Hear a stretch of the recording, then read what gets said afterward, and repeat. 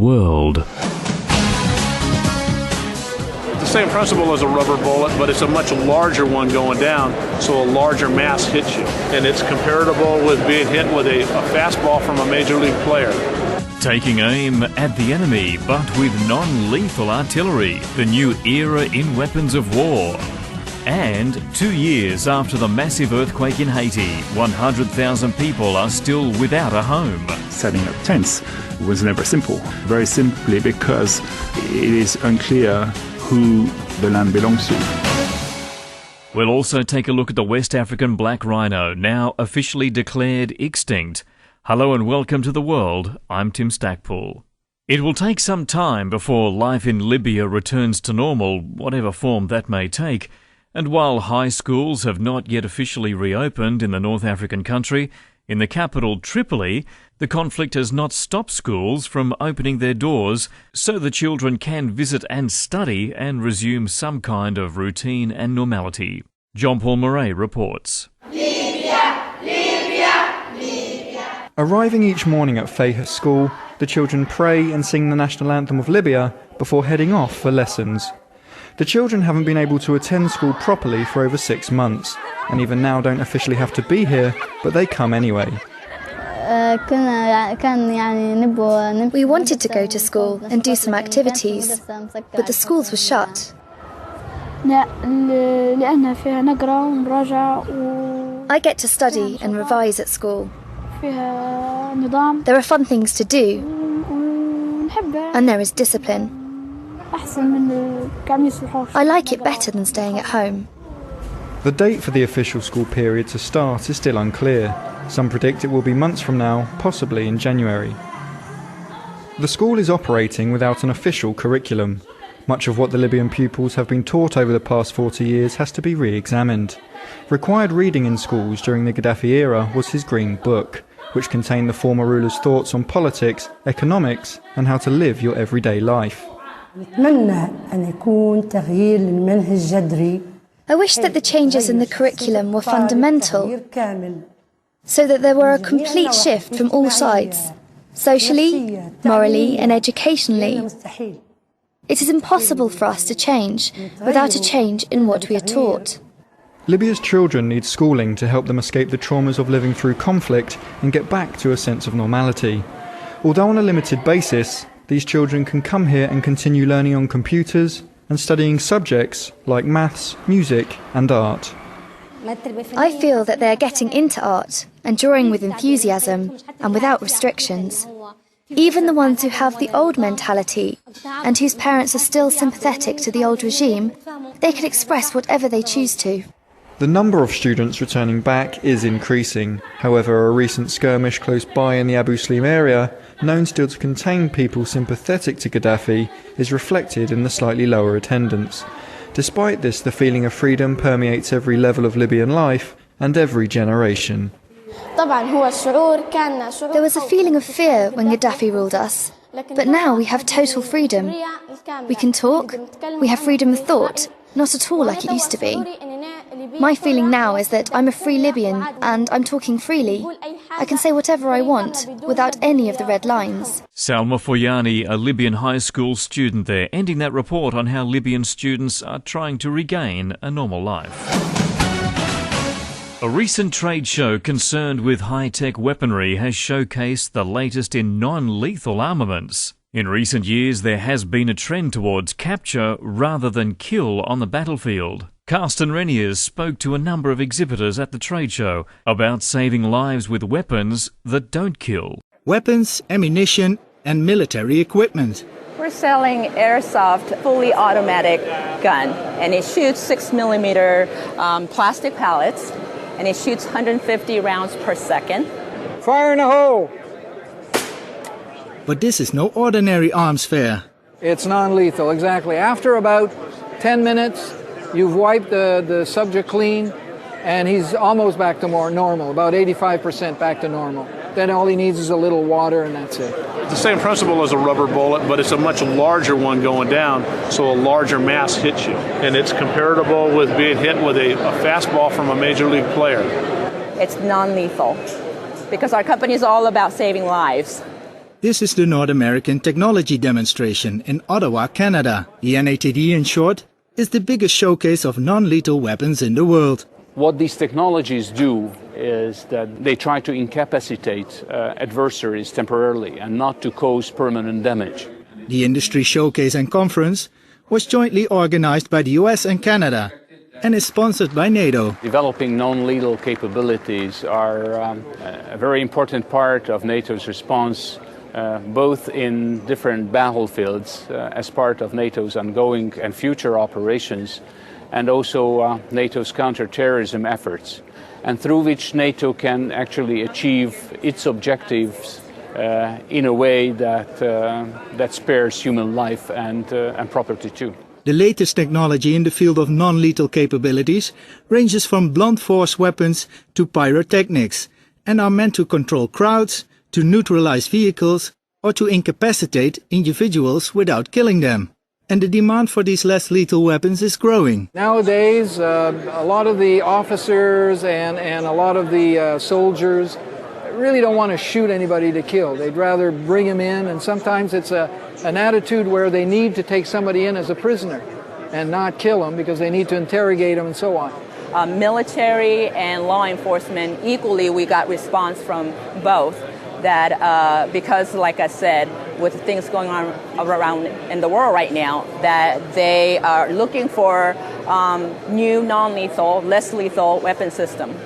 And yes, it's growing every day. In fact, non-lethal weapons can become a game changer, especially when it comes to countering terrorism. When addressing the problem of terrorism, we obviously need to find primarily non-military responses. We need to find responses through which we can prevent terrorism rather than deal with the consequences of terrorism. I think that all these technologies help us to achieve that objective. It's pretty threatening looking. You know, it is a weapon after all, whether it's non-lethal or not. And to be effective, I think you have to have that look about it too also. You can't have a military personnel or a police officer come out to the crowd and with some kind of toy-looking funny thing, you know. So I think the look has to be effective as well. So yes, it is a little threatening looking. So non-lethal or not, the use of less lethal weapons should still not be taken lightly. I'm Carsten Reniers, reporting from Ottawa, Canada. It's hard to imagine a place of solitude in the war-ravaged centre of Kabul, but the historical Garden of Baba, which dates back to the 16th century, has been restored by an Afghan-led reconstruction. Ruth Owen is in Afghanistan and spoke to Aminallah Shalahibsabah, the garden's manager, about this popular spot for Kabulis to relax. Cool glades, paddling pools, a couple chatting underneath the shade of a tree, and all in the heart of Kabul. He loved the garden a lot. This was his wishes that whenever I'm dying, so I should be buried in this garden. Founded by the first Mughal emperor, whose land stretched from Kabul to Delhi, Baba's gardens have been in this central Kabul site since 1548 and were so loved by the medieval conqueror that 9 years after his death, his son Humayun brought his remains to be buried here. Now Baba's tomb tops the terraced gardens, which span 26 acres, providing a rare respite for Kabulis to come and relax. Open to the public since 1933, the gardens weren't always this picturesque. During Afghanistan's civil war, the constant shelling of the capital destroyed much of the garden's historic buildings. Almost all trees were chopped, and because of destruction of irrigation system, they were dead. And the rest of monuments, major monuments of the garden, including Queen's Palace and Pavilion and the historic wall, all were fortunately or totally were destroyed. This was the gift of war. Thanks to a long-term project supported by the Aga Khan Foundation, a dedicated team of Afghan workers reconstructed the gardens, based partly on Baba's memoirs from the 16th century. Work started in 2002 and employed 75% of labour from the local mountain community. Their residents were newly returned from the neighbor countries, Pakistan and Iran. So the garden was a good opportunity for them to come here, work beside their houses and earn some money. The work was completed in 2008, and now the garden is managed by an independent Afghan trust, which has become self-sufficient through a small charge on the door and a range of shops that serve the thousands of visitors. With a special Families Only Day aimed at women and children and a charge of less than $50 on the door, the garden has become a magnet for Afghans to spend some time away from the daily lives that are often marked by a hand-to-mouth existence. Afghan people suffer a lot, and as other people of the world, which they like to spend some time for entertainment, for picnics, these people as well. They spent 25 years war and this housing on rockets, bombs, and of course, where is rockets and bomb in a city, there is no chance and place and time for picnics. It's been a true labour of love for Aminullah, who's been here from the first day back in 2002 they started work on what's become for him a second home. And now, spending more than 9 years of my life here in the garden, I can say that after this 9 years, if I divided how long I spent here and how long in home, so probably my garden portion is stronger. Ruth Owen there, reporting from Kabul. Crisis prevention, how to manage debt and disaster management are all topics of interest at the 8th Debt Management Conference of the United Nations Trade and Development Organization. The UN organization that deals with trade, investment and development issues says the current financial crisis has highlighted the importance of effective debt management in the face of rapidly changing economic circumstances. Yuafan Lee heads the Debt and Development Finance branch of the organization, and she's attending the Geneva conference. The conference basically is to discuss the most topical and urgent issues of the day. For instance, currently people would think a lot about crisis prevention and how to manage debt and what to do institutionally, regulation-wide, all topics that really very much on their mind. What relevance to the average person in the street does this conference have? Why should people be interested? I think, of course, different continents and different countries, they are facing different challenges relating to debt. If you have a huge capital market, or if you are very much dependent in the financial capital market of the world, or if you are a very much diversified economy, you face one set of debt management challenges. But if you are monoculture, you rely on one commodity, or your economy is of small size, you are liable to external natural disasters or external shocks, you will be having different challenges. But you are living in this very interdependent world. You need to know what is happening in other continents, in other countries, and then you need to know what kind of challenges you are facing.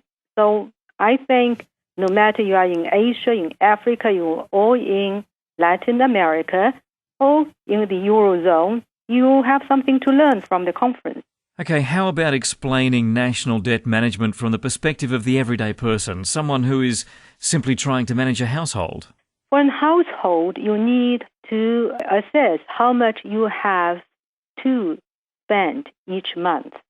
First of all, you would have to try to balance the revenue and also the expenditure.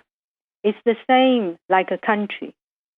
From exports, you earn revenue, remittances, you get also inflow of capital. But then probably you have to pay tuition, you have to pay your food. Then you have to balance this. Debt management is very much a balancing act. So if you borrow too much and you earn too little, then you are in financial trouble.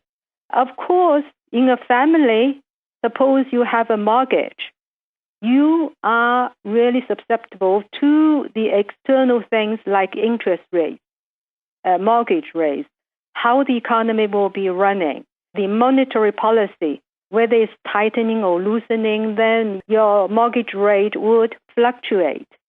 And of course, you have natural disasters. You don't know whether you are covered. by your insurance against the natural disasters or not. So the same with the debt problem.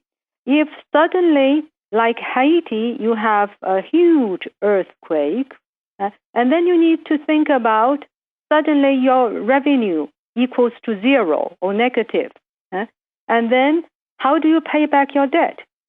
You have to think about that. It's the same like a household. You have to run and manage your income and your expenditure. So, taking that analogy of a household economy further, where does your organization fit in? First of all, we do analytical work to tell households, countries, how the macroeconomic situation is. For instance, you borrowed from Mr. Jones $100, and then you also borrowed from Mr. White another $300, but back 3 years. And then you forgot, but the debt is still there, and then you have to pay. So you receive a bill, you have to pay back, the interest and principal, but you don't know actually how much do I own. Countries do face this kind of situation. Many countries, they don't have specific data relating to the debt they own. So we help them to install a software, and we also do capacity building. That's Yuefeng Li of the United Nations Trade and Development Organization. Almost 2 years ago, that massive earthquake in Haiti left 1.6 million people homeless. The International Organization for Migration announced on Tuesday that it has provided temporary accommodation for 10,000 earthquake-affected families. Altogether, the international community has built 100,000 shelters in the face of multiple challenges such as land tenure and large-scale debris removal. Claire Duell reports. Since the earthquake struck Haiti on January the 12th, 2009, there's been a massive effort to help families who lost their homes to find decent and safe places to live. The International Organization for Migration has provided 10,000 families, some 40,000 people, with temporary accommodation. IOM spokesman Jean-Philippe Chauzy explains the sort of shelter the families are getting. Well, it is very much temporary. It's designed to last 3-4 years. It's a corrugated iron roof. It's got plywood walls. It's got access to the basic necessities. It is on a plot of land that is free for use. And it allows to offer temporary shelter to a family of up to 5-6 people. The international community has built more than 100,000 shelters in the capital, Port-au-Prince, and other earthquake-affected areas. But nearly 2 years on, almost 500,000 people are still homeless. Chauzy says progress has been slow due to the issue of land tenure. Haiti is complex when it comes, for instance, to land tenure, finding out who the land belongs to, getting the authorization to build temporary shelters, or even at the time of the earthquake, setting up tents was never simple. Very simply because it is unclear who the land belongs to. In the days after the disaster, hundreds of thousands of families pitched tents on private property. But the landlords want their land back and have started to evict families. Jean-Philippe Chauzy again. The landowners are putting pressure on the displaced to leave land that they have been occupying now for the past almost 2 years. The rate of evictions is on the increase. There's more and more pressure on displaced families to vacate land that they've been illegally occupying for almost 2 years. So the land issue has been a stumbling block and continues to some extent to be a stumbling block. IOM and its partners are working with local mayors across the capital in trying to provide temporary shelters, a safer camp or rental accommodation for those who face imminent eviction. There's definitely a political will to find housing solutions for people who have been displaced and left homeless by the earthquake. There's a lot of energy being put now from UN agencies, IOM, working with the authorities to try and find land that is available for the setting of these temporary shelters. Last week, the capital's most well-known public space, Place Saint-Pierre, was opened once again as a park, after thousands of people who had been camping there were offered temporary accommodation elsewhere. Claire Duell, Geneva. The Lord's Resistance Army, a Ugandan rebel movement, continues to be a serious threat to people in the Great Lakes region and Central Africa, with the young and vulnerable being the principal target. Jocelyn Sambira has more. Originating in northern Uganda in the late 1980s, the LRA has progressed into neighboring countries like South Sudan, the Democratic Republic of the Congo, and more recently, the Central African Republic. Women and children remain the primary targets of the rebel group, which is known for abducting and forcefully recruiting children as soldiers and sex slaves. Although declared a terrorist organization by the African Union and wanted by the International Criminal Court for war crimes, the LRA continues to perpetuate serious human rights violations in impunity. Noel Nelson Messon is Gabon's ambassador to the UN. L'action humanitaire est entravée dans les pays touchés par les nouvelles vagues de violence de la LRA. Humanitarian action is impeded in countries affected by new waves of violence by the LRA.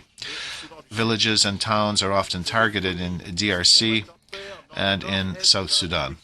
Joseph Kony and his combatants are operating in the northeast part of CAR. We know that the weakness of the CAR army and its inability to cover the entire territory creates fertile ground for the LRA. Abu Musa, the head of the United Nations Regional Office for Central Africa, says the rebel groups have been able to move easily through the affected countries' porous borders. But he also notes that the same countries have taken important steps to address the threat through coordinated military operations. The national security forces of these countries lack the full range of resources and capabilities in areas such as logistics, intelligence gathering, and air mobility to effectively deal with the problem on their own, as well as extend their authority through their respective territories, protect the civilian populations, and enforce the rule of law. The regional armies have not been able to stop LRA's progression, but they have been able to reduce the group's numbers and keep them from regrouping, says U.S. Ambassador to the United Nations, Jeffrey De Laurentiis. In order to make the final push and end the threat of the LRA, the United States has offered its support, but in a non-combat capacity, adds De Laurentiis. President Obama announced last month that the United Nations would deploy a small number of military personnel to the LRA-affected region in consultation with host governments to act as advisors to regional militaries pursuing the LRA. This deployment is in line with the LRA Disarmament and Northern Uganda Recovery Act, which was passed last year by our Congress with widespread bipartisan support. Last month, around 30 women and children escaped the rebel group in the Democratic Republic of the Congo and are currently at rehabilitation centers in Uganda, waiting for reintegration into their communities. It's hoped that an increased military pressure on the LRA would free fighters and abductees in the grips of this movement. Jocelyn Sambira reporting on the havoc still generated by rebel movements in Uganda. And finally, some troubling news on the environment front. The black rhino in West Africa has been declared officially extinct. A list of endangered species drawn up by the International Union of Conservation of Nature says the animal has been wiped out, and other kinds of rhinos are also on the brink of extinction. One reason is the demand for rhino horn, which is at an all-time high, reaching as much as $50,000 a kilo. CITES, an international agreement for preserving endangered species, say over 330 rhinos have been killed this year alone, their horns destined for the traditional medicine markets of Southeast Asia. John Scanlon is Secretary General of CITES, and he shared his concerns with Richard Hillary. We're extremely worried about today's news. To hear about the extinction of a subspecies from West Africa is of grave concern. We have grave concern for the rhino more generally. Is enough being done to protect the rhino? A lot is being done, but most certainly more can be done. With the current spate of illegal activity with respect to the poaching of rhino, the taking of the horn, the illegal trade of the horn, we have to step up our response. Through the Convention Secretariat here at CITES, our parties have set up a working group to deal with rhino issues, but we're also directly engaging with other key partners, Interpol to involve the world's police, World Customs Organisation to involve the world's customs officers, United Nations Office of Drugs and Crime to get involved with the justice system, and the World Bank, who are helping us with money laundering. We need a response that is commensurate with the scale of the risk, and that's what we think we're doing. Would legalising the trade in rhino horn help save the rhino? The issue of legalising trade is a highly controversial one, whether one deals with elephant ivory trade or the debate that is emerging with respect to the legal trade of rhino horn. It's not one that I, as a Convention Secretariat, will offer an opinion upon. What we can say is we see the debate that is starting to emerge. We expect that this debate may come to a head when our parties next meet in March 2013. Why is it important to save the rhino when so many other species are under threat? There are many species under threat. Illegal trade in wildlife is now estimated to be worth around $10 billion per year. This is driving many species to extinction. It's also robbing local people of their livelihoods, and it's also perpetuating fraud and criminal activity, and it also robs countries of their cultural and natural heritage. And I think when you look at a species like the rhino, perhaps, if you like, part of the megafauna of the world, it's such an iconic species. If we can't save the rhino, how on earth are we going to save species that are of much less public interest? Do you think this is a losing battle when rhino horn is now fetching $50,000 a kilo? Are you going to win this battle? It's not a losing battle, but it's a tough battle, and we have to be up for the fight. At the moment, we know criminal gangs are organised in the poaching and illegal trade of rhino horn. We cannot rely upon the responses that we've historically used. We need to involve the police in a way that can combat criminal gangs. We need to involve world customs at a much greater level. We need to get the justice system treating illegal trade in wildlife, in particular rhino horn, as serious crime. We need help from organisations like the World Bank to look at money laundering. Who is getting the money? Where is it going? How do we stop it? So we need all hands on deck from all parts of the system to help us combat this serious organised crime that's going on with rhino horn, but with illegal trade in wildlife more generally. John Scanlon there, the Secretary-General of CITES, speaking with Richard Hillary about the illegal market in rhino horn and other threats to endangered species around the world. And that is The World for this week. If you want to learn more about the program or wish to make a contribution to the show, then please visit us at www.theworldradioshow.com. The World is committed to bringing you stories that affect the people of our planet, either on a mass or individual scale, and we hope to do so with balance and integrity. As always, we welcome your comments and your suggestions, so please do keep in touch at www.theworldradioshow.com. The program is produced and compiled by Tim Stackpool, and I look forward to your company next time. Until then, bye for now.